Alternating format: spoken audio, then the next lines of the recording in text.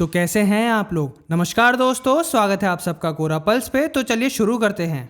तो चलिए सबसे पहले बात करते हैं यूट्यूबर सौरभ जोशी के बारे में। तो गाइस, सौरभ जोशी को 5 करोड़ रुपीस का थ्रेट मिला है एक गैंग से। ये थ्रेट उन्हें एक ईमेल के थ्रू आया और सेंडर ने बोला कि अगर पैसे नहीं दिए तो इसके कॉन्सिक्वेंसेस फेस करने पड़ेंगे। सौरभ ने तुरंत पुलिस कंप्लेंट फाइल की और इसमें साइबर एक्सपर्ट्स भी ईमेल का सोर्स ट्रेस कर रहे हैं और डिजिटल फुटप्रिंट्स भी चेक कर रहे हैं। इस थ्रेट की वजह से सौरभ जोशी के घर पे टाइट सिक्योरिटी कर दी गई है। तो चलिए अब देखते हैं वनु और इन्फ्लुएंसर मनी मिराज के बीच की कंट्रोवर्सी। वनु ने वीडियो और इंटरव्यू में मनी मिराज के अगेंस्ट सीरियस एलिगेशंस लगाए हैं। उन्होंने बोला कि मनी ने उन पर रिलीजियस प्रेशर करा और ये भी क्लेम किया कि मनी की टीम ने उनका फेक वीडियो बना के ऑनलाइन सर्कुलेट करा। और गाइस, उन्होंने ये भी कहा कि मनी ने उनसे शादी की और इस बात को 2-3 साल तक छुपा के रखा।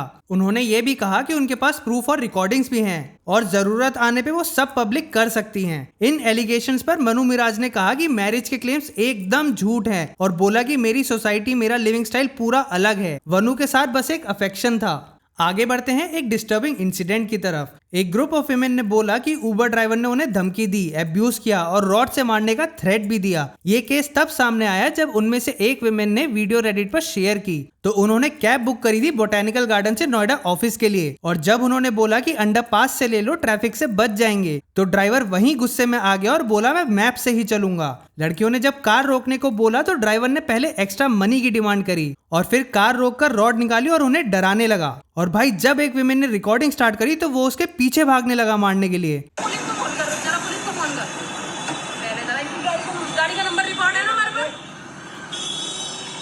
और जरा एक बंदा राहुल को फोन करो जिसके चक्कर में लेट हो रहे हैं। एक तो भाई नंबर होता है ना पुलिस का। भैया राहुल को फोन मिला दो। फोन मिला राहुल को, मेरा हेल्पलाइन निकाल। वीडियो बना ली। और यार, आसपास के लोग हेल्प करने की बजाय हंस रहे थे। उन्होंने ये भी बताया कि पहले तो पुलिस ने कॉल नहीं उठाया और जब उठाया तो बोला स्टेशन आ जाओ कंप्लेंट फाइल करने के लिए। लड़कियों ने ये भी बताया कि ड्राइवर या तो ड्रंक था या फिर ड्रग्स के इन्फ्लुएंस में था। चलिए अब बात करते हैं श्रेयस अय्यर के एग्जिट की।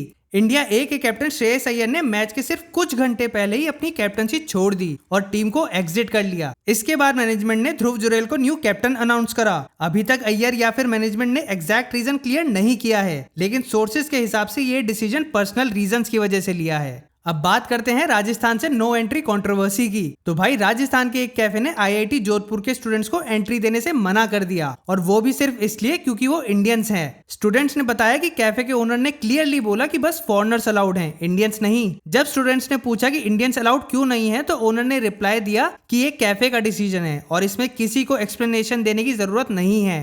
इंडिया से कहीं से भी आ रहा है तो we've been here for multiple times. हम दिल्ली से हैं, हम यहाँ पे आते जाते हैं, हम आईआईटी में पढ़ते हैं एंड नाउ दे सेइंग कि यहाँ पे अलाउड नहीं है लोकल्स। सर, हमारे सिर्फ टूरिस्ट का है। टूरिस्ट का ये कैसा बिजनेस है कि सिर्फ फॉरेनर्स अलाउड हैं? आपको उससे क्या करना है बिजनेस से? आपको आपने कुछ बोला? तो गाइज, इस कैफे का नाम है डिलेंस कैफे और यूजर्स कह रहे हैं ये कैफे वैसे ही बहुत बेकार है। तो चलिए अब हम बात करते हैं एक फनी और रिलेटेबल सिचुएशन की। एक बंदा मुंबई से रात के 3 बजे घर आया और भाई, उस बंदे ने सोचा होगा कि घर आके आराम करने को मिलेगा, लेकिन मदर के कुछ और ही प्लान्स थे। तो बंदे की मदर ने उसे लगा दिया काम पे और वो लग गया फैन साफ करने और कर्टेन फिक्स करने। रात में 3 बजे आया है, 3 बजे घर पहुंचा और आते ही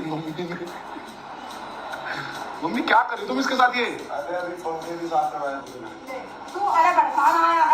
लोगों ने बोला छोटा बेटा हो या बेटी, सबका यही हाल है। अब बात करते हैं एक शॉकर की। तो गाइस, एक 13 साल का लड़का काबुल से दिल्ली आने वाली फ्लाइट के लैंडिंग गियर के अंदर छुप गया और आईजीआई एयरपोर्ट पहुंच गया। फ्लाइट के लैंड होते ही एयरलाइन स्टाफ ने उसे पकड़ लिया और तुरंत सीआईएसएफ को हैंडओवर कर दिया। बाद में उस लड़के को क्वेश्चनिंग के लिए टर्मिनल 3 ले गए। लड़का अफगानिस्तान से है और उसने इंक्वायरी में बताया कि वो सिर्फ क्यूरियोसिटी की वजह से प्लेन में घुस गया और उसे बिल्कुल भी पता नहीं था कि इससे कितना बड़ा रिस्क हो सकता है। ऑफिशियल्स ने प्लेन चेक करने के बाद सेफ डिक्लेयर कर दिया और लड़के को वापस उसी प्लेन से अफगानिस्तान भेज दिया। पर इस इंसिडेंट ने एक बड़ा सिक्योरिटी कंसर्न रेज कर दिया है। जब एक 13 साल का लड़का रिस्ट्रिक्टेड एरिया में घुसकर प्लेन के लैंडिंग गियर तक पहुंच गया तो कोई भी पहुंच सकता है। तो चलिए अब हम बात करते हैं बैलन डोर की। तो गाइस, पीएसजी के डेम्बेले ने अपनी पहली बैलन डोर ट्रॉफी जीत ली है और उन्होंने बीट किया बार्सिलोना के यंगस्टर यमाल को। तो डेम्बेले के इस विन को एक रिडेम्पशन स्टोरी भी बोल रहे हैं, क्योंकि उनको बार्सिलोना से 2023 में एक कंट्रोवर्शियल एग्जिट करना पड़ा था,